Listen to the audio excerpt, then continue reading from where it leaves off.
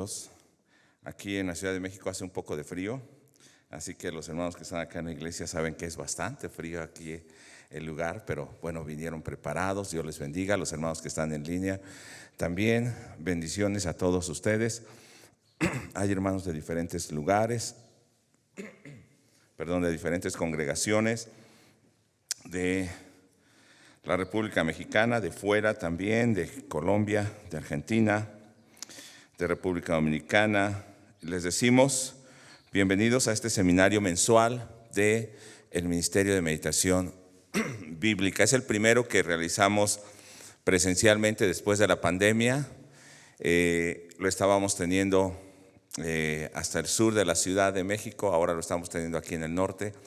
Pero bueno, a través de las redes tenemos ahora la bendición de poder comunicarnos en diferentes lugares. Y yo quisiera iniciar el día de hoy con este tema, hablando de los que están de boda o de bodas, y hablando sobre Mateo, donde estamos meditando, esa palabra que el Señor ha anunciado a sus discípulos. Es una palabra que va a estar cambiando o va a estar chocando con la costumbre que traían los judíos, la tradición, la religión y aún la ética secular y la ética religiosa.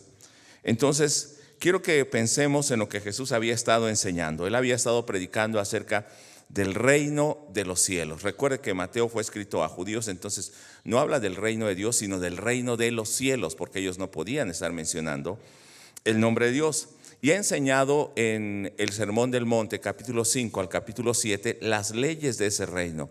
No solamente las leyes diferentes a las que ellos habían escuchado, sino también un gobierno diferente, una ley ética y moral diferente, pero que no se quedaba en lo externo, sino que iba a la raíz, al corazón de la persona, a un arrepentimiento y a una conversión. Y para mostrar esto, él había hecho milagros. Había llamado a sus discípulos que habían empezado a estar o caminar con él, pero lo que hacían los discípulos y lo que hacía Jesús no estaba de acuerdo con la tradición de los ancianos, con las tradiciones religiosas o con el ritualismo farisaico, sino que era un evangelio profundo, espiritual, que llegaba al corazón, pero también era contracultura, cambiaba esa cultura y al mismo tiempo impactaba la cultura, la costumbre, la forma de vida de las personas, y los religiosos que hacen se sienten atacados y empiezan a decir: está cambiando nuestras tradiciones. Por eso ellos van a hacer ciertas preguntas. ¿Es lícito sanar en día de reposo? Preferían no sanar o no hacer bien por no romper sus tradiciones. Y luego le dicen: porque tus discípulos en día de reposo recogen espigas, porque tus discípulos quebrantan la tradición de los ancianos y no se lavan las manos para comer. Siempre lo que estaban haciendo era reclamar porque iba en contra de sus tradiciones. Lo que ellos estaban diciendo es: si vas a traer un reino celestial, debe estar de acuerdo a lo que nosotros hacemos o pensamos. O sea, querían amoldar el reino de Dios a ellos mismos. El reino de Dios no puede ser diferente a lo que nosotros hemos ya instituido por tanto tiempo. ¿Qué piensan ustedes respecto a eso? ¿Estaban en una posición correcta? Porque había sido la costumbre por muchos años. Y entonces, desde un principio, en el Sermón del Monte, Jesús empieza diciendo: bienaventurados. Y los bienaventurados no son aquellos que recibían reconocimiento, ni lo que los hombres, la religión, la ética valoraba, sino que eran aquellos pobres en espíritu, a veces despreciados, aquellos que no eran bien recibidos. Pero además les empieza a decir: ustedes oyeron que fue dicho, pero ahora yo les digo. Estaba contraponiendo lo que habían oído, aprendido y vivido con lo que realmente era el evangelio de Jesús. Y la pregunta, cuando precisamente hablamos ahora en Mateo capítulo 9, en este seminario, La pregunta es, ¿por qué nosotros, los discípulos de Juan y los fariseos, ayunamos muchas veces y los discípulos, tus discípulos, no ayunan? De hecho, con eso vamos a iniciar en el capítulo 9 del verso 14, cuando estos hombres vienen a reclamar por qué los fariseos y nosotros ayunamos muchas veces y tus discípulos no ayunan. Es una pregunta que está cuestionando a Jesús y le está diciendo, estás enseñando mal. Le está diciendo, tus discípulos no obedecen.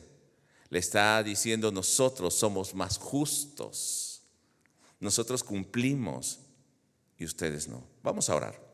Padre, te bendecimos y en esta hora queremos disponer nuestro corazón para que hables a nuestra vida cada momento, para que sea tu palabra expuesta y no sea nuestro pensamiento, para que estés transformando y cambiando no solamente nuestra manera de pensar, nuestro corazón, sino también nuestra manera de vivir, de un corazón de luto a un corazón lleno de gozo, porque ha llegado a nosotros el reino de Dios, porque hemos sido invitados a esas bodas. Gracias por cada uno de los hermanos que ya está conectado de diferentes lugares, y yo pido que, Señor, llegue tu palabra, que llegue el mensaje, lo que tú, Señor, quieras darnos sea de edificación para mis hermanos, en el nombre de Jesús, amén. Y lo primero que quiero que veamos es esta pregunta: ¿por qué tus discípulos no siguen nuestras costumbres realmente? Y vamos a ver esto. Primero hacen esta pregunta. Lo que están diciendo en el capítulo 9, verso 14, cuando dice que vinieron los discípulos de Juan diciendo, confrontando a Jesús, ¿por qué nosotros y los fariseos ayunamos cuánto? Muchas veces.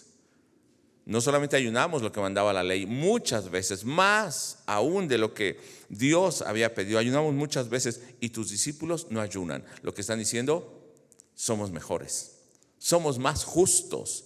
Este era el pensamiento de estos hombres al acercarse a Jesús. O sea, nosotros sí ayunamos, lo hacemos muchas veces y tus discípulos ni siquiera ayunan. La afirmación que viene implícita en esta pregunta es: Dios manda ayunar y nosotros sí estamos cumpliendo con Dios. Ustedes no están cumpliendo. Jesús, no estás trayendo una enseñanza correcta. Y la respuesta de Jesús es muy sencilla. En el verso 15, lo vamos a explicar un poco más adelante todo, pero en el verso 15, les dice Jesús: ¿acaso pueden ayunar los que están de bodas? Y los va a confrontar con el tipo de ayuno que ellos estaban realizando. Primero, la boda implica una fiesta, un compromiso, un pacto. Y dice, no pueden ayunar los que están de boda, no pueden tener luto. O sea, el tipo de ayuno que ustedes están realizando es luto. Dice, entre tanto que el esposo está con ellos, que hay esa fiesta que se está uniendo, no puede haber luto. O sea, no ayunaban porque no estaban de luto. Y luego dice en el verso 15 también, pero vendrá días cuando el esposo les será quitado y entonces ayunarán. Jesús no está diciendo que no ayunen, sino que en ese momento está mostrando el por qué no están ayunando. Y la razón es en el capítulo 9, verso 16 y 17. Lo viejo, el orden viejo, no puede caber o no puede amoldarse a ese nuevo reino. O sea, el reino nuevo no puede ser comprendido por esas costumbres y esas tradiciones. No puede caber ese reino dentro de un concepto humano. Ellos querían las mismas reglas para un reino nuevo, para un pacto nuevo. Y nos va a decir en el verso 16, ahora sí, nadie pone remiendo de paño nuevo en vestido viejo, porque tal remiendo tira del vestido y hace peor la rotura. Ni echa vino nuevo en odres viejos, de otra manera los odres se rompen y el vino se derrama y los odres se pierden. ¿Cuál es digamos, la costumbre para conservar el vino? Es poner el vino en recipientes en ese momento de cuero, que cuando el vino o el jugo se iba fermentando, aumentaba por el gas y entonces el cuero iba extendiéndose hasta llegar a su máximo. Entonces los dos se conservaban, se iba fermentando, pero cuando llegaba o terminaba la fermentación, ese cuero ya quedó con una forma y se volvía rígido. Sacaban el vino y estaba bien. Sin embargo, si a ese odre de un cuero que ya había sido utilizado, que estaba rígido, le ponían un jugo nuevo, ese jugo iba a empezar a fermentar nuevamente y lo que iba a hacer es expandir más el cuero e iba a romperse. No podía contenerlo. O sea, las reglas y las normas, la forma de vista, lo cuadrado que estaban, los parámetros que ellos habían establecido, no podían comprender el nuevo reino o el reino de los cielos que estaba anunciando Jesús. Y ellos decían: ¿por qué tus discípulos no ayunan? Ahí se empezaba a ver la diferencia de costumbre. Y Jesús nunca dijo que no ayunaran. De hecho, va a enseñar que ayunen, pero de una manera diferente como lo hacían los fariseos y la tradición. O sea, si ponemos la misma regla, esa misma regla vieja, esas mismas costumbres viejas, no solamente no van a poder soportar lo nuevo, sino aún lo nuevo se va a perder. Es como cuando alguien llega a conocer a Cristo y nosotros le empezamos a poner reglas que no tienen que ver con la palabra de Dios, con el nuevo nacimiento. Esa persona empieza a moldarse ¿a qué? A las reglas viejas, no al nuevo nacimiento. No quiere decir que no haya un orden en el nuevo nacimiento o en el reino, sí lo hay, pero no son esas reglas viejas, no es el ritualismo. Y lo que pasa es que esa persona creyente nueva empieza a confiar más en las tradiciones y en los rituales que en la obra que el Señor ha hecho en su vida. Y esa obra que el Señor había empezado empieza a desvanecerse o puede perderse. Ahora, lo nuevo va a conservar el nuevo conocimiento. Un reino nuevo debe ser distinto al orden viejo. En el verso 17 del capítulo 9 de Mateo, al final dice: pero echan el vino nuevo en odres nuevos y el uno y el otro se conservan juntamente. Voy a decir de esta manera la expresión, aunque a muchos no les guste la palabra religión, pero la nueva religión, hablando de religión como religare, volver a unir, esa nueva religión que predicaba el evangelio, volver a unir al hombre con Dios, no era la religión vieja encajonada bajo moldes viejos. Era un reino celestial, o es un reino celestial, que no se limita al orden de los reinos terrenales o a las religiones. La moral no es que no tenga moral, al contrario, tiene una moral muy profunda, una ética mucho más profunda, pero no está regida por las normas morales, sociales de la religión. Es mucho más elevada porque las normas sociales, las normas religiosas, éticas y morales de la religión y del hombre son corruptas, son humanas. Y las reglas que este reino traía, este gobierno traía, aún el hombre no lo puede comprender. Esto no implica que este reino perdiera su santidad o su pureza, sino que estaba fuera de ese marco que el hombre religioso no podía comprender. El legalista sancionaba, juzgaba por sus propias normas y tradiciones. Pero en este reino nuevo solamente vemos las leyes de Dios, del gobierno, las leyes celestiales, porque son personas nacidas de arriba. Entonces el hombre empieza a cuestionar: ¿por qué es diferente? ¿Por qué no lo hacen como nosotros? Mateo 5. Jesús está hablando en el Sermón del Monte y Jesús está diciendo que Él no viene a quebrantar esas leyes, a destruir las leyes del Antiguo Testamento. sino que le da el verdadero sentido y el verdadero cumplimiento a esas leyes, y va a presentar una justicia mayor que la de los religiosos, que esas leyes de los religiosos no les permitían entrar en el reino de los cielos, pero esta ley abría la puerta a todos aquellos que quisieran entrar. Era una justicia que da entrada entonces al reino de los cielos. Capítulo 5, verso 17 de Mateo.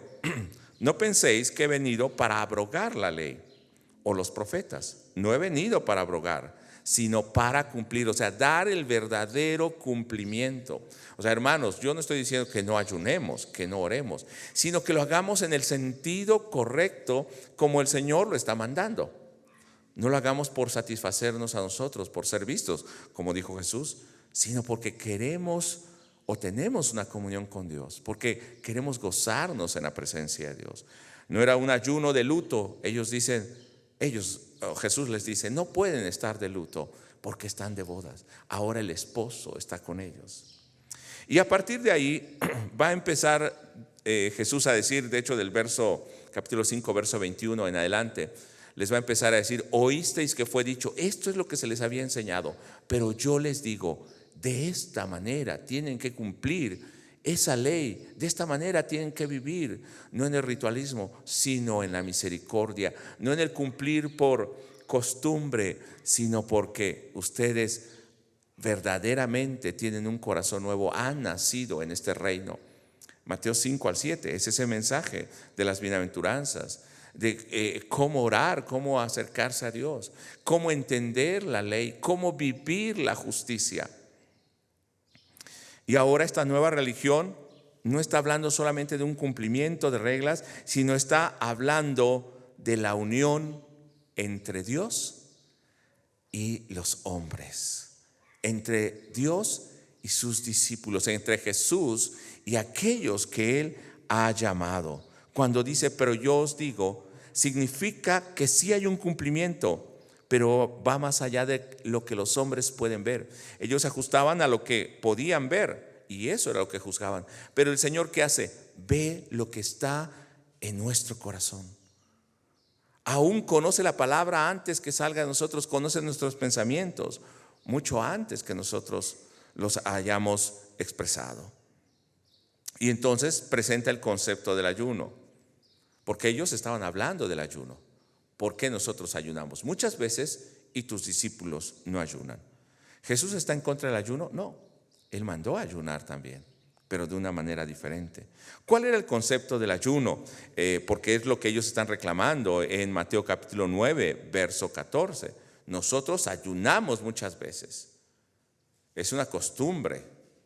Nos enseñaron nuestros padres y tus discípulos no ayunan. En Zacarías capítulo 7, verso 2 al 6, el pueblo viene a acercarse al Señor y ellos van a Betel, que es casa de Dios. Y entonces ellos parece que quieren buscar el favor de Dios a partir del verso 2. Y entonces se acercan a los sacerdotes, al templo, a la casa del Señor, y ellos reclaman esto a los sacerdotes. En el verso 3 al final, las preguntas: lloraremos en el mes quinto, haremos abstinencia como hemos hecho ya. ¿Cuánto tiempo habían hecho abstinencia? Habían ayunado algunos años. De hecho habían sido 70 años que habían estado en esto. Vino pues a mí palabra de Jehová de los ejércitos diciendo, verso 5: habla a todo el pueblo del país y a los sacerdotes diciendo, cuando ayunasteis y llorasteis en el quinto y en el séptimo mes, estos 70 años sí lo habían hecho en las fechas que estaban mandadas, durante 70 años. ¿Cuántas veces nosotros venimos al culto, hacemos esto, hacemos lo otro? Sí, cumplimos, hacemos todo, meditamos, cumplimos lo que decimos que vamos a hacer. Pero, ¿qué dice? ¿Cómo los confronta Dios? ¿Habéis ayunado para mí? ¿Lo han hecho para mí? ¿No había otro interés? Entonces, ¿cómo ayunaban ellos? No había un interés en buscar a Dios, no era para el Señor. Verso 6: cuando coméis y bebéis, no coméis y bebéis para vosotros mismos. O sea, lo hacían solamente para satisfacerse a ellos, para decir, hemos cumplido. No había sido para tener una comunión con Dios. Entonces tenían un concepto falso del ayuno, estos discípulos de Juan y también los fariseos. Y puede ser que nosotros tengamos un concepto erróneo del ayuno. No quiere decir que no ayunemos. Sí, pero no en esa forma como ellos lo hacían. ¿Cómo estaban ayunando?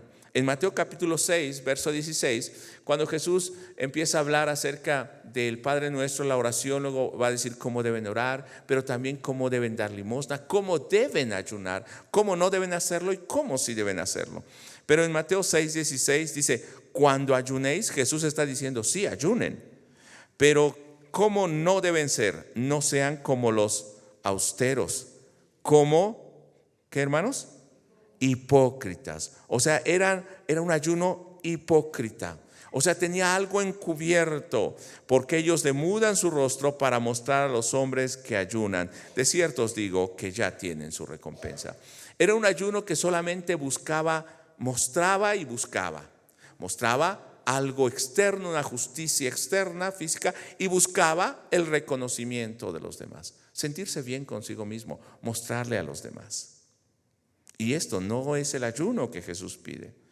Cuando ellos ayunaban confiando en sí mismos y menospreciando a otros. Y ayunaban muchas veces. En Lucas capítulo 18 nos menciona acerca de 2 hombres que van al templo y uno de ellos se considera justo, es fariseo. Dice que él oraba para sí mismo, pero a partir del verso 9 Jesús está diciendo a unos que confiaban en sí mismos como justos. Ya el concepto de ellos es que son justos. ¿Cómo venían los discípulos de Juan y los fariseos a cuestionar a Jesús? Somos justos. Y tus discípulos no, tú tampoco. Pero dice en el verso 9 del capítulo 18 de Lucas, confiaban en sí como justos, y vean su tipo de ayuno, y menospreciaban a los otros. A este tipo de personas les dijo una parábola. Y en el verso 12 dice que este hombre parado oraba y exponía ante Dios su justicia, como si Dios no conociera. Exponía y diciéndole a Dios, mira qué tan justo soy. O sea, prácticamente no necesito de ti. ¿Este ayuno sería recibido por Dios? No. ¿Este ayuno era para Dios? No, era para él mismo. Dice en el verso 12, ayuno 2 veces a la semana. Si tenemos 52 semanas al año, ayunaba 104 veces. O sea, imagínense, casi le va llegando a la 3ª parte del año ayunando. Era tan justo. Doy diezmo de todo lo que gano. O sea, no solamente el ayuno, el diezmo, todo lo que hacía, ayudo. No soy como ese. Pero no era para Dios. No era porque naciera de su relación con Dios, sino era para exhibirse por su propia justicia, para sentirse bien.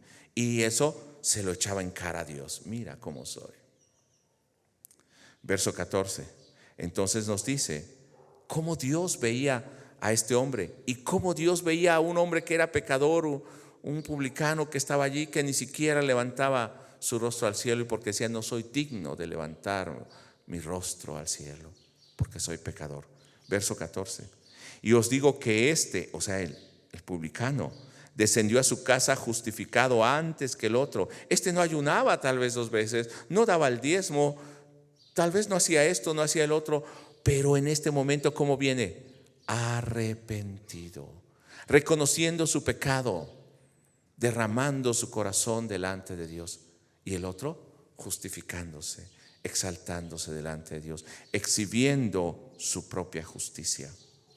Y nos dice el verso 14, porque cualquiera que se enaltece será humillado, y el que se humilla será enaltecido. O sea, veamos este tipo de ayuno. No tiene nada de espiritual. No tiene una comunión con Dios. En Isaías 58 también nos va a mostrar cómo era el tipo de ayuno de las personas. Y estoy mencionando esto porque es un ayuno erróneo. Y los discípulos de Juan y los fariseos vienen a decirle, este tipo de ayuno es el que nosotros hacemos. y tus discípulos no ayunan. Entonces Jesús dice, ¿cómo van a ayunar si ellos no están de luto? Porque ellos ayunaban porque estaban de luto, ellos ayunaban con tristeza, ellos ayunaban por reclamarle a Dios. Vean el capítulo 58 de Isaías. Le voy a mencionar qué es lo que vamos a encontrar ahí. Vemos que es un ayuno que reclama a Dios porque no escucha. O sea, ese ayuno quiere forzar a Dios que Dios haga la voluntad de ellos. Buscan su propio deseo, no buscan agradar a Dios ni pedir la voluntad de Dios. Ayunan para oprimir a los trabajadores, ayunan para pelear, ayunan para debates, para que ellos tengan la razón, ayunan para herir. ¿Y no iba todo esto en contra de la ley? ¿La ley de Dios? Ayunan haciendo duelo, pero con una humillación falsa. Capítulo 58 de Isaías, verso 2. Dice que me buscan cada día y quieren saber mis caminos, o sea, según ellos quieren conocer a Dios, como gente que hubiera hecho justicia. O sea, dice, quieren buscar mi voluntad, pero no hacen la justicia. Dice, y que no hubieran dejado la ley de su Dios, o sea, han dejado la ley de Dios. Verso 3, porque dicen, ayunamos y no hiciste caso. ¿Para qué ayunaban? Para reclamarle a Dios. Humillamos nuestras almas y ¿qué decían?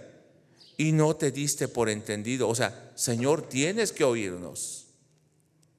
Verso 3, donde estamos, dice que ellos entonces sí decían que humillaban su alma, pero era de una manera externa. Y aquí, en el día de vuestro ayuno, mire, Dios sabía la intención de ellos. Buscáis vuestro propio gusto y oprimís a todos vuestros trabajadores. He aquí que para contienda y debate ayunáis, para herir con el puño inicuamente. No ayunéis como hoy, para que vuestra voz sea oída en lo alto. Es tal el ayuno que yo escogí, que de día aflija el hombre su alma, que incline su cabeza como junco y haga camino de silicio y de ceniza. O sea, que estén de luto, que digan, mira cómo estoy ayunando, hasta lloro. Y no quiero decir que no llore, puede llorar cuando ayuna, cuando canta. Pero esto que era falso. Y entonces el Señor les dice al final del verso 5, ¿llamaréis esto ayuno? Día agradable a Jehová. ¿Esto es el ayuno? ¿Esto es lo que a Dios le agrada? No, porque ayunan, pero cuando salen o terminan su ayuno, van y oprimen a su trabajador, van y se pelean con el otro, van y siguen su misma forma de vida. Hermano, pero yo no lo hago así.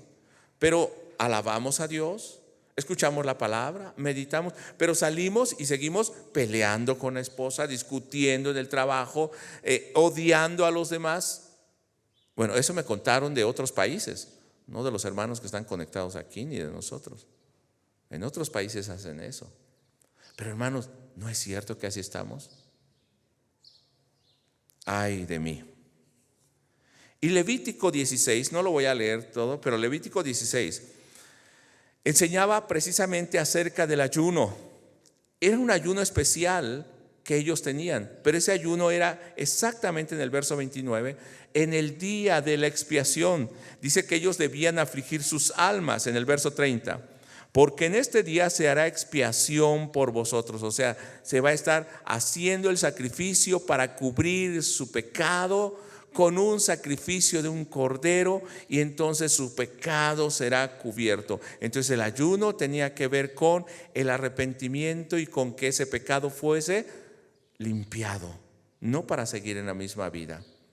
Y dice en el verso 30, y seréis limpios de todos vuestros pecados delante de Jehová. Y esto que era para ellos día de reposo, día de gozo debe ser para ustedes. Y aquí sí, afligirán sus almas. Ese ayuno tenía que llevarlos a un verdadero arrepentimiento, a una comunión con Dios. Pero vemos que el ayuno que ellos estaban practicando era un ayuno ritual, era un ayuno de costumbre, era un ayuno que después de realizarlo seguían con su misma vida.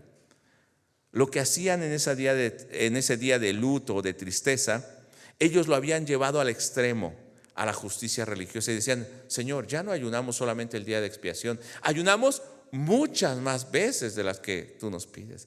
Ayunamos como el fariseo que estaba ahí 2 veces a la semana. O sea, soy más justo que todavía lo que tu palabra me pide.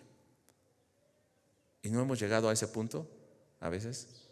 Cuando juzgamos al otro hermano, tomamos el lugar de Dios y nos convertimos en jueces, juzgando al otro, ¿o no? No solamente cuando ayunamos, cuando oramos, cuando hacemos cualquier cosa. Puede ser que de esta manera lo estemos haciendo. Pero ¿cuál era el ayuno que Dios pide? En el capítulo 58 de Isaías nuevamente, pero ahora el verso 6 y 7.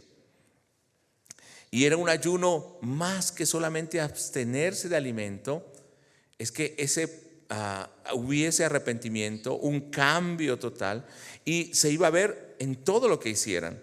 Versos 6 y 7. ¿No es más bien el ayuno que yo escogí, desatar las ligaduras de impiedad, soltar las cargas de opresión, dejar ir libres a los quebrantados y que rompáis todo yugo? ¿No es que partas tu pan con el hambriento y a los pobres errantes albergues en casa, que cuando veas al desnudo lo cubras y no te escondas de tu hermano? Os está hablando de una vida de misericordia, una vida de justicia con el prójimo. Lo puedo poner en estos 8 puntos, diciéndolo de una manera diferente a lo que hemos leído. ¿Cuál era el ayuno? Liberar a los que estaban encarcelados injustamente, o sea, en la cárcel. No poner cargas sobre los trabajadores, o sea, no tratar mal a los que están debajo de nosotros. Liberar a los oprimidos en todo sentido. Que no haya esclavitud o cadenas, que estemos en contra de eso. Que compartan lo que tienen con los necesitados. Que sean hospedadores con aquellos que no tienen hogar. Que den ropa a los necesitados. Que no se escondan cuando alguien les pide ayuda. El ayuno entonces no era un sacrificio de carne, de alimento, o sea, de carne de mi cuerpo, o de alimento, o ley ritual, sino era una vida de justicia y misericordia. Por eso cuando vienen a reclamar, ¿por qué ayunamos muchas veces y tus discípulos no ayunan? Si usted ve normalmente la gente que se anda fijando en los demás, en qué hace o qué no hace para condenarlo, tiene poco tiempo para fijarse en su propia vida, si está viviendo en obediencia o no al Señor. Es un corazón que no tiene misericordia, que es duro, que juzga, que castiga, que condena antes de tiempo. No quiero decir que no veamos el error, no quiero decir que no corrijamos, sí, pero nuestra vida antes tiene que haber una relación con Dios. Y yo creo que aún cuando corrijamos va a ser con amor.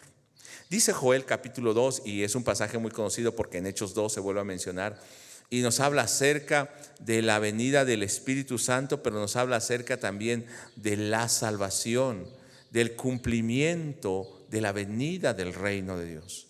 Y en Joel capítulo 2, verso 12 al 32, no voy a leer todo, nos va a hacer referencia a un ayuno, pero como un tiempo de salvación para todos, que se cumple en la venida del Espíritu Santo. Entonces es un ayuno que implica lloro y lamento, pero que lleva a una conversión. No es un ayuno externo, no es un ayuno hipócrita, ficticio. Dice en el verso 12, por eso pues ahora dice Jehová, convertíos a mí con todo vuestro corazón. ¿Qué deben hacer? Convertirse. ¿Y cómo lo hacían? Con ayuno y lloro y lamento. No era solamente el ayuno, eso iba unido a la conversión, al arrepentimiento. Verso 13. Rasgad vuestro corazón y no vuestros vestidos. Que haya realmente un luto, un dolor internamente y no en lo externo, como lo hacían los religiosos. Mismo verso 13. Y convertíos a Jehová vuestro Dios. ¿Qué debe haber, hermano? Conversión, arrepentimiento, cambio de mente, cambio de corazón. Era un ayuno donde se debía santificar el nombre de Dios aún en medio del pueblo, donde hay una verdadera humillación. No es para juzgar, no es para ponerme sobre los otros. Dice en el verso 15 de Joel 2: tocad trompeta, en Sión era para convocar a la asamblea. Proclamad ayuno, convocad asamblea, reunid al pueblo, santificad la reunión. Dice, todos vengan, júntense. Es más como un motivo de gozo el estar juntos, pero venían con un arrepentimiento.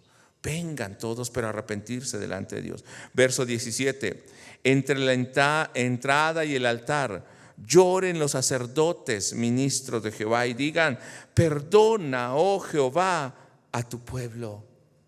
Cuando los convocaban, ¿qué debían hacer? Debían venir con un arrepentimiento. ¿De esta manera ayunas, hermano? ¿De esta manera oras?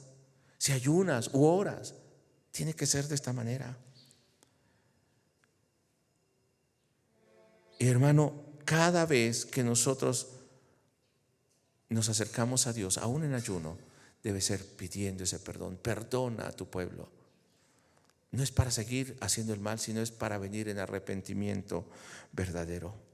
Es un ayuno que va a traer, me estoy saltando tal vez los versos, pero que realmente nos va a llevar a esa conversión y a esa salvación cuando la asamblea viene con ese corazón. Verso 32 de Joel 2. Es un ayuno que trae salvación porque está invocando el nombre del Señor. Y todo aquel que invocar el nombre de Jehová, hermanos, será salvo. Cuando ayunamos, debemos pedir esto: ser salvos. ¿Por qué ayunamos? Ayunamos porque a veces tenemos una necesidad muy grande, porque hay alguien que está enfermo. Ayunamos por un milagro. Y no estoy diciendo que no ayunemos o que no lo hagamos, tal vez por este motivo, pero el motivo principal debe ser porque venimos arrepentidos delante de Dios, para que el Señor perdone nuestro corazón, nuestra vida. En Mateo 6:17 nos dice Jesús cuál es el tipo de ayuno que realmente estaba pidiendo.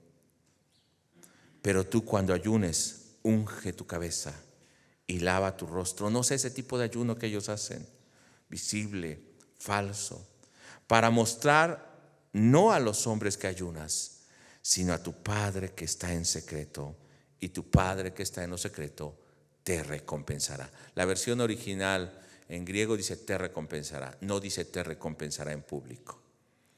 Es una mala traducción, pero dice te recompensará.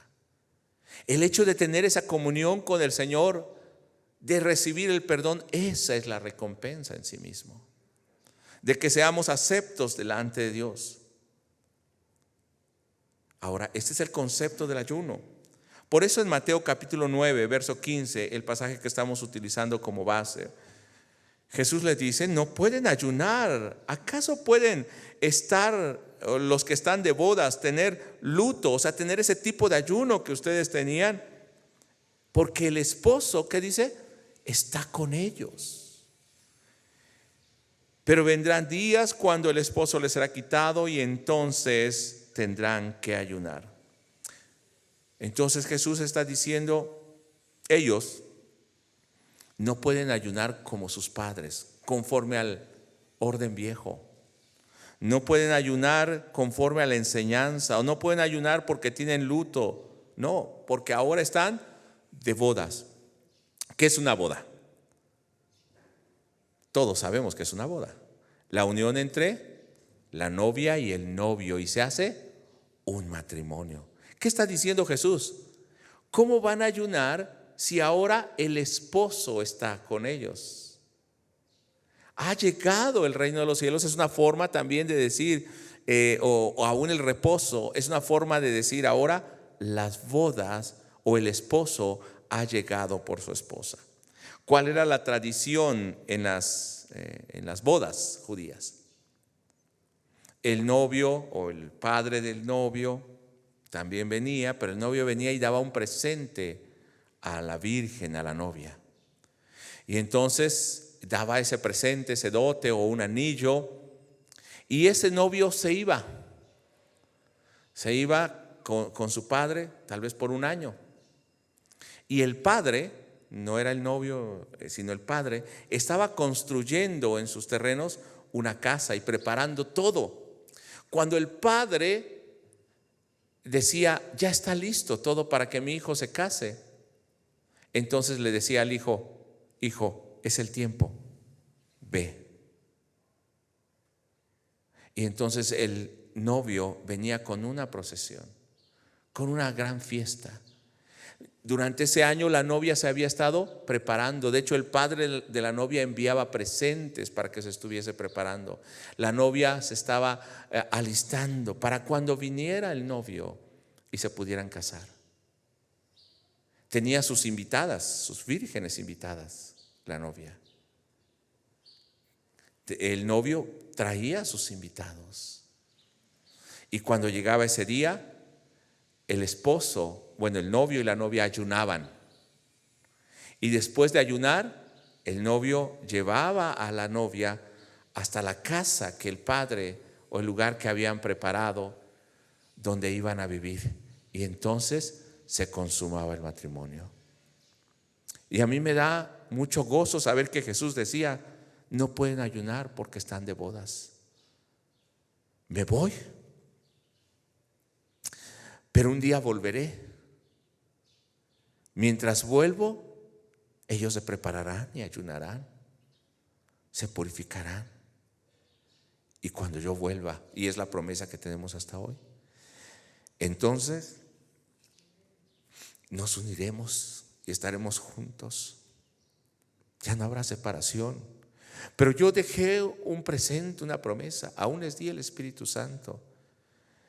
Pero los religiosos no podían entender que había llegado el esposo, que ya era el compromiso. Cuando el novio venía y le daba el presente, no es tal vez me case, no, ya estamos casados, pero voy a preparar todo. Y un día voy a venir. El Padre va a preparar todo y un día voy a venir. Voy a venir por ti para que nos unamos. Realmente en capítulo 9, verso 15, en el original Jesús está diciendo, estos están en el cuarto o en la recámara nupcial, porque utiliza una palabra en griego que es nymphon, que es la recámara nupcial. ¿Cómo pueden estar tristes, de luto, en ayuno, si están en la recámara nupcial? Ya nos estamos uniendo. Pueden estar de luto los que están de bodas porque el esposo está con ellos. Entre tanto que el esposo está con ellos, no pueden estar tristes. Y en el original no solamente habla de esa recámara nupcial, sino dice en el original, dice hoy huios to nymfonos. Lo que quiere decir es, en español, los invitados o los hijos. Aquí habla de huios, que es hijos, invitados o hijos. Realmente la palabra es hijos. Los hijos están en la recámara nupcial. ¿Cómo pueden estar tristes o de luto?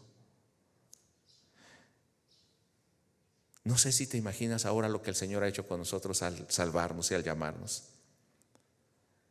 ¿A qué se refiere Jesús cuando dice están de bodas? O están en la recámara nupcial, o el esposo está con ellos. No puede haber tristeza, no puede haber luto. En Isaías capítulo 62, verso 4 al 11, nos va a hablar acerca de cómo el Señor tiene misericordia a su pueblo. Verso 4 dice, nunca más te llamarán desamparada, ni tu tierra se dirá más desolada, sino que serás llamada Éfsiba y tu tierra Beula, porque el amor de Jehová estará en ti y tu tierra será desposada. Ya no vas a ser abandonada o no amada, sino vas a ser amada. Y nos dice el verso 5, Pues como el joven se desposa con la virgen, está hablando de esa boda desde el Antiguo Testamento. Esta era la venida del reino, la venida del Mesías, ese nuevo pacto. O sea, Jesús está diciendo, ha llegado el reino de los cielos y ha llegado esa boda. La virgen, la esposa, está preparada, ha llegado el esposo.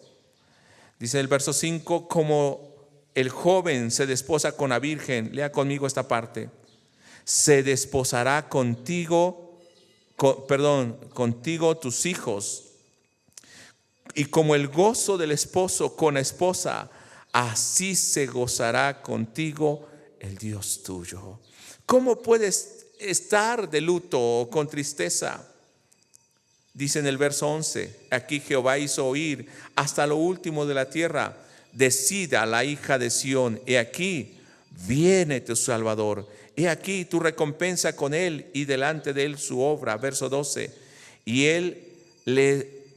les llamarán pueblo santo, redimidos de Jehová, y a ti te llamarán ciudad deseada, no desamparada. Ya no vas a estar sola porque el Señor viene a redimirte. Mismo Dios viene a desposarse contigo. Entonces, ¿cómo pueden estar tristes? ¿Cómo podemos estar tristes hoy los creyentes? Oseas también nos hace un relato acerca de esto.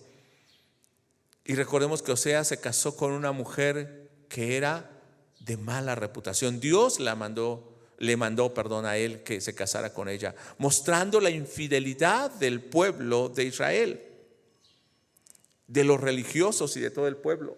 Pero en el capítulo 2 de Oseas, del verso 1 al 23, le dice el Señor así, verso 1, decid a vuestros hermanos a mí, que es pueblo mío, y a vuestra hermana Ruama, que es compadecida. Verso 2, contended con vuestra madre, contended, porque ella no es mi mujer, ni yo su marido. Aparte pues sus fornicaciones de su rostro y su adulterio de entre sus pechos. Lo que está diciendo es, tu madre, hablando de Israel, tu madre no ha sido fiel. Yo he querido redimirla. Y con eso yo recuerdo siempre Ezequiel capítulo 16. Usted lo lee después. Cómo el Señor muestra esa misericordia a una mujer que no merecía la misericordia, que la redime, le da vida y muestra siempre su amor. Y ahora en el verso 10 dice, porque ella ha sido así, ahora descubriré su locura delante de sus amantes, y nadie la librará de mi mano. Dios va a traer justicia. Verso 11, haré cesar todo su gozo, sus fiestas, sus nuevas lunas, sus días de reposo. O sea, no van a tener valor esos rituales que hacen, y todas sus festividades. Verso 13 dice, castigaré por los días en que incensaba ¿a quién? A los dioses, a los Baales. Dios trae juicio. Es como desecharla. Pero en el verso 14 dice de esta manera, pero aquí yo la atraeré y la llevaré al desierto y hablaré a su corazón. Aún en el juicio que está haciendo Dios, tratando de enamorar el corazón de esta mujer que ha sido infiel a su Dios. Verso 18, pero en aquel día haré pacto para ti. Y va a hablar de ese pacto aún con la naturaleza, con las bestias, aún va a fructificar todo. Y verso 19, ¿y qué dice cuando él haga ese pacto? Verso 19, lea conmigo. Y te desposaré conmigo para siempre. Y te desposaré conmigo en justicia, juicio, benignidad y misericordia. Te desposaré conmigo en fidelidad y conocerás a Jehová. Por eso cuando ellos preguntan ¿por qué ayunan? ¿Por qué ayunamos muchas veces? Y tus discípulos no ayunan. ¿Cómo van a ayunar si están de bodas? Si ahora ellos pueden entender que los estoy desposando con justicia, con juicio, con fidelidad, porque ahora pueden conocer a Dios, porque ahora he enamorado su corazón y de su infidelidad los he traído para que ahora sean fieles a mí. Verso 23 dice: y la sembraré para mí en la tierra, y tendré misericordia de Ruama, y diré aló a mí, tú eres pueblo mío, y él dirá Dios mío. O sea, aquella que no era compadecida, aquella que no era pueblo de Dios, ahora ¿qué va a ser? Pueblo de Dios, porque él tuvo compasión. Discípulos de Juan, fariseos, yo estoy aquí como el esposo y los estoy amando y los estoy redimiendo como mi pueblo. Entonces, ¿por qué no pueden estar tristes? ¿Por qué no pueden estar de luto? ¿Por qué no pueden ayunar durante ese tiempo? Porque el esposo está con ellos, porque las bodas han llegado, porque el novio ya vino y entregó su garantía. De hecho, entregó su vida completa. En Mateo capítulo 25 nos va a hablar acerca del reino de los cielos. Y ustedes conocen ese pasaje. Dice: el reino de los cielos es semejante a ¿cuánto? A 10 vírgenes que estaban con sus lámparas y salieron, dice el verso 1, a recibir al esposo. Y luego nos va a decir que 5 de ellas eran prudentes y 5 insensatas. Está representando que todos aquellos que están esperando al Señor, pero unos ¿cómo lo están haciendo? En su propia sabiduría, en su propia sensatez, y otros están preparados para recibir al Señor. Y en el verso 5, y tardándose el esposo, ¿cuánto podía tardar? Muchos meses. Pero a veces la novia tampoco sabía el día exacto en que llegaría. Tal vez le dijeron: voy a venir en el mes de diciembre. Y eran viajes muy largos, a pie, a lomo de bestia. Y venían con amigos, con todas las cosas. ¿Cuánto podía tardar una procesión así? Mucho tiempo. Y estaban esperando: ¿será hoy que viene mi amado? ¿O será mañana? O tal vez se retrase un poco más. Entonces, durante todos esos días, ¿qué estaban haciendo? Esperando la llegada del esposo. ¿Qué estamos haciendo en lo que regresa Cristo? Esperando. ¿Será hoy? ¿Será mañana? ¿Será en 10 años? ¿En 100 años? Yo no sé. Pero en el verso 5 dice: y tardándose el esposo, cabecearon y todas durmieron. Tal vez dijeron: tarda el esposo. Y a la medianoche se oyó un clamor: aquí viene el esposo, salid a recibirle.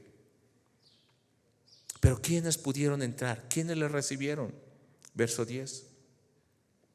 Cuando las insensatas fueron a comprar aceite, dice el verso 10, pero mientras ellas iban a comprar, vino el esposo, y las que estaban preparadas entraron con él a las bodas. Podríamos aplicar esto diciendo con los discípulos de Juan y los fariseos: ¿por qué nosotros ayudamos muchas veces? Y Jesús les está diciendo: yo estoy aquí, el esposo. Aún Juan el Bautista mandó a preguntar: ¿eres tú o esperamos a otros? Pero ¿qué cree que hicieron los discípulos de Juan el Bautista? Algunos discípulos de Juan el Bautista no siguieron a Jesús, algunos sí, pero otros no siguieron a Jesús. Y en la historia se cuenta que hasta el siglo II hubo una secta que siguió a Juan el Bautista y creían que Juan el Bautista era el Mesías. Los fariseos, algunos creyeron en Jesús, pero aún creyendo en Jesús, ¿qué pasa en el capítulo 15 de Hechos? Ellos están juzgando a los gentiles, a Pablo, a Bernabé, y están diciendo: ellos no están siguiendo la ley de Moisés, ni el día de reposo, ni se circuncidan. Ellos querían ir al nuevo reino, pero siguiendo sus costumbres viejas, siguiendo sus rituales viejos. No pueden estar de luto porque el esposo está con ellos. Y yo creo que podemos decir: gracias, Señor, porque tú estás con nosotros. ¿Cómo inicia Jesús su ministerio? Juan lo menciona en el capítulo 2 de una manera diferente. Y en Juan 2, no voy a leerlo, pero inicia con las bodas en Caná de Galilea. Su primer milagro. ¿Por qué con unas bodas? ¿Por qué con la purificación y convirtiendo el agua en vino? Porque cumplía la profecía del Antiguo Testamento, y además mostraba: ha llegado las bodas, el novio está aquí. aquel que el Padre envió está aquí. ¿Y Jesús qué dijo? Yo no les digo que en la casa de mi Padre no hay lugares, hay muchos lugares. Si no fuese así, yo les hubiera dicho, pero sí hay. Entonces voy a preparar lugar para ustedes, para que donde yo estoy, ustedes también estén. ¿Sí ve esa boda, hermano? El Señor preparando ese lugar para llevarnos con Él. Por eso Apocalipsis 19 dice de esta manera, desde el verso 1 hasta el verso 7.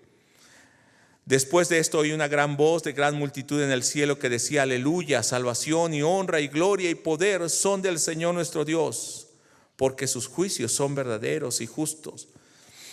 Pues ha juzgado a la gran ramera que ha corrompido a la tierra con su fornicación y ha vengado la sangre de sus siervos de la mano de ellas. Otra vez dijeron aleluya. Y vemos la alabanza por lo que el Señor había hecho en juicio.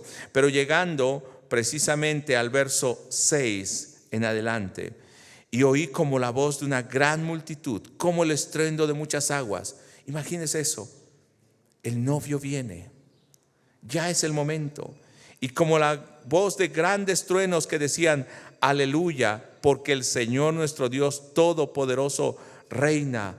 Gocémonos y alegrémonos y démosle gloria. No puede haber luto, no puede haber tristeza, porque han llegado, ¿qué cosa, hermanos? Las bodas del Cordero, y su esposa se ha preparado. Verso 8, y a ella se le ha concedido que se vista de lino fino, limpio y resplandeciente, porque el lino fino es las acciones justas de los santos. ¿Cómo está esperando la novia a ese novio? Viviendo una vida en justicia hasta que Él venga. Esta es la forma de ayuno que estamos nosotros teniendo. No solamente el ayuno de abstenernos de alimento, sino de vivir una vida de justicia. Por eso también Juan, como les decía hace rato, capítulo 14, verso 1 al 3, Jesús les dice a sus discípulos: voy pues a preparar lugar para vosotros. Y verso 3, y si me fuere y os preparare el lugar, recuerde al novio cómo se iba. Tiene el compromiso, pero se iba y luego volvía. Vendré otra vez y os tomaré a mí mismo, lean conmigo, para que donde yo estoy, vosotros también estéis. ¿Puede estar de luto? ¿Puede estar triste? No, debe haber gozo. Verso 24 de mismo Apocalipsis 21. Me salté. Apocalipsis 21, verso 24. Dice: las naciones que hubieran sido salvas andarán a la luz de ella, ya cuando llegan las bodas. Verso 26, y llevarán la gloria y la honra de las naciones a ellas.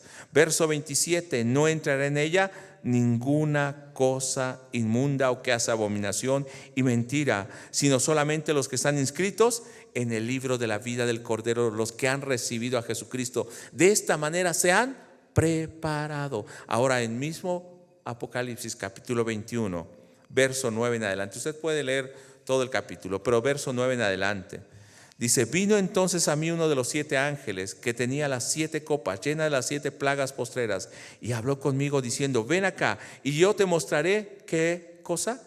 La desposada, la esposa del Cordero, esa que se había preparado, esa que durante todo ese tiempo estuvo preparándose. Pero aunque ayunara, ¿sería motivo de tristeza? No, porque está esperando al esposo que viene, porque está esperando el momento de su redención completa. Ya ha sido redimida, pero de su redención completa. Verso 10, y me llevó en el espíritu a un monte grande y alto, y me mostró la gran ciudad de Jerusalén, que descendía del cielo de Dios, teniendo la gloria de Dios, y su fulgor era semejante al de una piedra preciosísima, como piedra de jaspe, diáfana como el cristal. Entonces esa ciudad, ese pueblo redimido, purificado, está descendiendo, dice, del cielo mismo para unirse con el Cordero. ¿Puede estar entonces de luto? Ellos no entendían, pero Jesús le está diciendo: ha llegado el esposo. Y en el capítulo 9 de Mateo, Cuando ellos preguntaron, Jesús responde mostrando la autoridad para cambiar y modificar el orden viejo, las prácticas religiosas. Está mostrando ahora en el verso 16 y 17 un reino dinámico, un reino que incluía a todos. No estamos hablando de la inclusión que ahora se maneja, no, sino que incluía a todo aquel que se arrepiente. Llamaba a gentiles y a judíos. Llamaba a pobres y ricos, pequeños y grandes. Un reino dinámico, una nueva religión no podía estar enfrascada en un odre viejo, un vino nuevo. ¿Qué hizo Jesús? Precisamente en Juan, cuando empieza con las bodas de Caná, en el capítulo 2. El maestresala le dice: ha servido el mejor vino. ¿Y qué es lo que el Señor está haciendo? Él nos ha dado el mejor vino. Pero no puede estar en nuestra mente, en nuestro corazón, que está limitado, acostumbrado a las tradiciones. Él tiene que darnos una libertad completa. No estoy diciendo que no vivamos en disciplina, en obediencia al Señor. Tenemos que hacerlo. Pero no es eso externo que lleva a la apariencia, sino que viene de un verdadero arrepentimiento, de un pueblo que ha recibido la misericordia, que ahora está de fiesta unido con el Señor. El celo religioso cuestionaba la manera en que Jesús proclamaba el reino. ¿Por qué no lo haces como nosotros? Nosotros ayunamos muchas veces, tus discípulos no lo hacen así. Los fariseos hacían esto mismo, pero en ellos no había conversión, no había un arrepentimiento. El tema entonces no solamente era la costumbre del ayuno, sino después van a decir: ¿por qué lo hacen en Sabbat, en día de reposo? ¿Por qué hacen esto? ¿Por qué no se lavan las manos? Y después aún en la iglesia van a decir: ¿por qué no se circuncidan? ¿Por qué no guardan la ley? Siempre el que está en el odre viejo, el paño viejo, vamos a decir el trapo viejo, va a estarse fijando: ¿por qué lo haces de una manera diferente? Jesús estaba rompiendo entonces todos los esquemas religiosos del antiguo régimen religioso, la justicia humana o del judaísmo. En Mateo 12, verso 7, va a decir el Señor, contraponiendo la misericordia con el sacrificio. Dice: y si supieseis qué significa misericordia quiero y no sacrificio, no condenaríais a los inocentes. Lo que el Señor pedía entonces, ¿qué era? ¿Sacrificios? ¿Un ayuno que doblara su cabeza como junco, pero que saliera a hacer el mal? No, pedía realmente misericordia, una vida convertida. Pero después, ¿qué iba a hacer? Justicia con el otro. Y cuando Jesús habla en que el novio le será quitado, en el verso Mateo 9:15 antes, pero vendrá tiempo cuando ayunarán. ¿De qué está hablando? Mientras Jesús fue crucificado, ¿cómo estaban los discípulos? Mientras no resucitaba, con tristeza y luto. Sí, pero resucitado, ¿qué pasó con los discípulos? Estuvieron dispuestos aún a entregar su vida por Jesús. Por un tiempo les será quitado, pero en la resurrección con el Espíritu Santo habrá gozo. Voy concluyendo con Mateo capítulo 9, versos 16 y 17, hablando entonces de la respuesta de Jesús. ¿Por qué no ayunaban? Porque están de bodas, y hemos entendido lo que es estar de bodas. Nadie pone remiendo de paño nuevo en vestido viejo, porque tal remiendo tira del vestido y se hace peor la rotura. Ni echa vino nuevo en odres viejos. De otra manera, los odres se rompen y el vino se derrama y los odres se pierden, pero echan el vino nuevo en odres nuevos. Y lo uno y lo otro se conservan juntamente. Los odres viejos, la religión vieja, la costumbre vieja, no puede contener el vino nuevo. No puede contener ese reino que está viniendo. Este vestido viejo no puede tener remiendo de tela nueva. No sé si lo ha querido hacer, porque lo va a rasgar, porque uno es más fuerte que el otro. No pueden combinarse ambas cosas. A veces queremos combinar ambas cosas, la religión tradicional con esa nueva religión, con el nuevo nacimiento, el nuevo reino, el nuevo pacto. Tiene que ser diferente, un molde diferente. Por eso Romanos 12 dice: no se amolden a este mundo, sino transfórmese cada día. No puede ajustarse a las tradiciones humanas, porque no están preparados para recibir esa boda. Ellos rechazan a Jesús. Ni siquiera entendían lo que les estaba diciendo. Cuando Jesús enseña acerca del Padre Nuestro, dice: venga tu reino y se haga tu voluntad como en el cielo, en la tierra.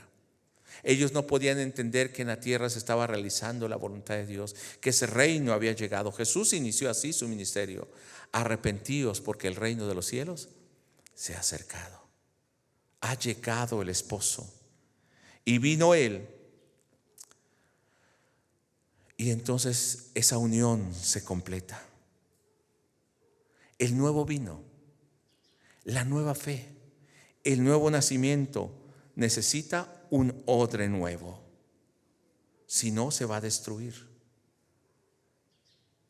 Hermano, qué tan difícil es que nuestra mente, nuestro corazón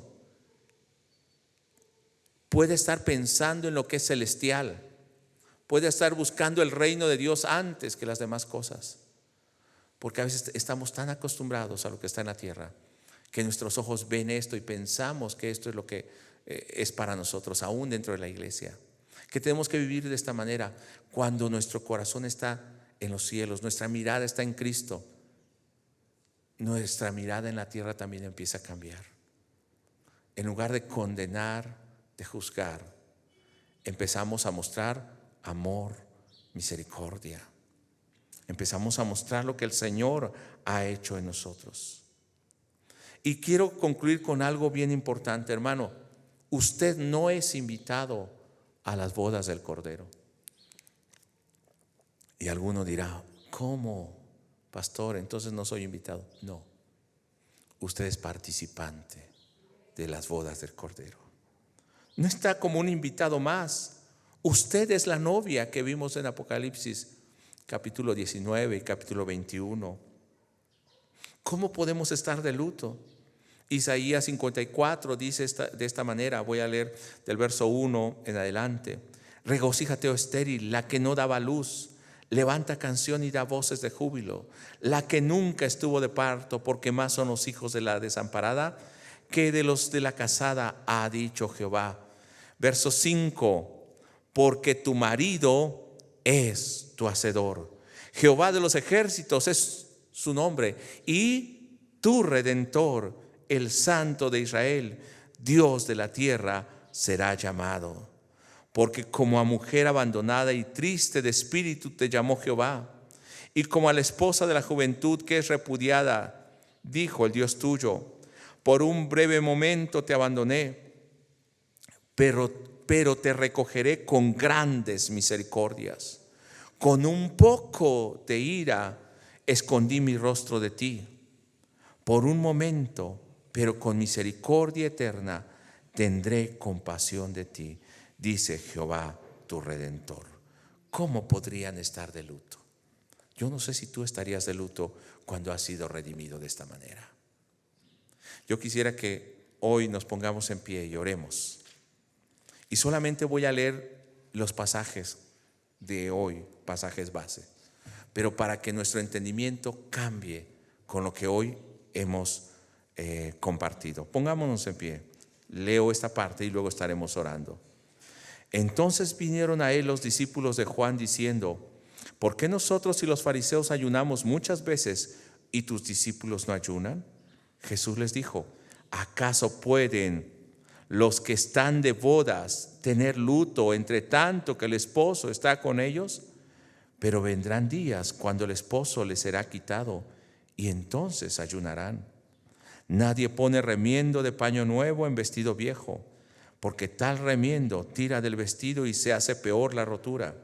Ni echa vino nuevo en odres viejos, de otra manera los odres se rompen y el vino se derrama y los odres se pierden.